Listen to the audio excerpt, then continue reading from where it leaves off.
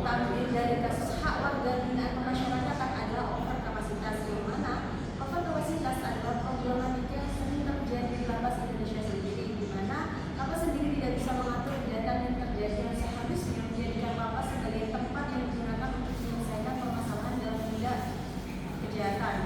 Over kapasitas menimbulkan permasalahan di dalam lapas itu sendiri, seperti menurunnya tingkat pengawasan dan keamanan yang terjadi di dalam lapas, sehingga tujuan awal dari lapas yaitu sebagai tempat membina kinerja malah memunculkan tingkat kejahatan baru di lapas.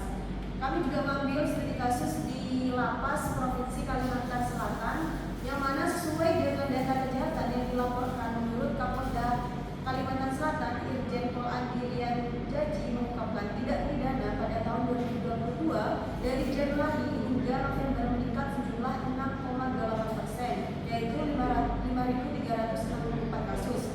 Sementara pada tahun 2021 hanya 5.031 kasus. Berdasarkan hasil penelitian yang mengungkapkan fakta bahwa secara skala nasional pemukiman lapas di wilayah Kalimantan Selatan masuk urutan kelima se-Indonesia. Contoh lainnya yaitu di lapas perempuan kelas 2A Martapura, Kalimantan Selatan, kelebihan kapasitas dengan 534 orang, sebagian besar terkait kasus narkotika, yaitu sebanyak 350 orang.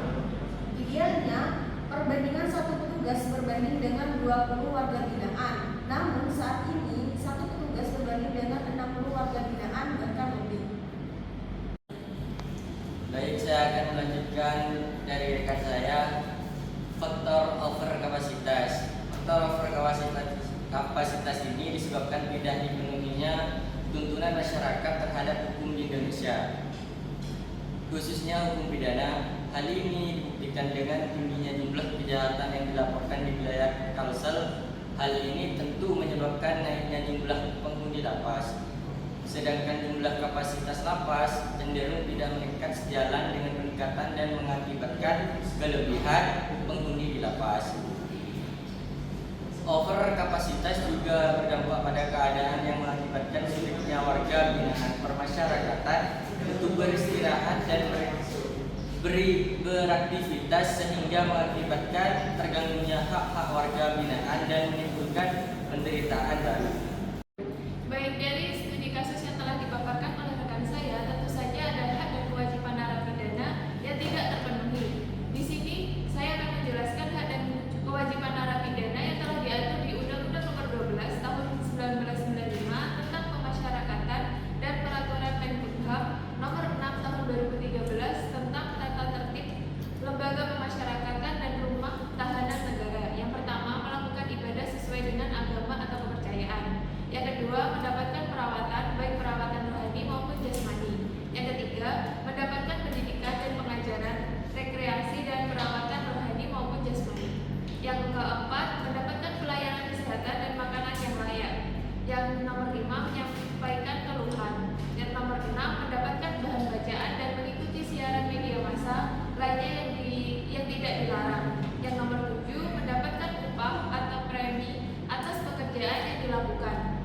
Yang terakhir yaitu menerima kunjungan keluarga, penasehat hukum, atau orang tertentu lainnya. Dari studi kasus yang telah disampaikan, tentu saja ada upaya yang dapat dilakukan. Yang pertama yaitu upaya mengurangi kelebihan kapasitas sendiri dari lapas tersebut. Dapat dilakukan dengan membangun sistem pemidanaan penjara yang menjadikan penjara sebagai solusi terakhir, sehingga yang dikedepankan adalah upaya pemenjaraan di luar lapas, seperti mendahulukan upaya musyawarah, kekeluargaan, atau upaya rehabilitasi terlebih dahulu, sehingga tidak langsung dipenjarakan. Selain itu, upaya yang dapat dilakukan oleh organ negara kepolisian adalah mendapatkan restoratif justice saat dapat dilaksanakan. Namun, restoratif justice sendiri tidak dapat diterapkan kepada setiap tindak pidana yang ada. Jika diterapkan terhadap setiap bentuk tindak pidana yang terjadi, maka bentuk, metode, dan cara kerjanya tentu harus spesifik dan kasuistis. Dalam hal ini, organ negara yang memiliki kewenangan dalam proses penghentian awal dalam perkara adalah kepolisian. Dengan mendekatkan keadilan restoratif, kepolisian tidak hanya mempertimbangkan aspek kemanfaatan serta keadilan dalam setiap penyelesaian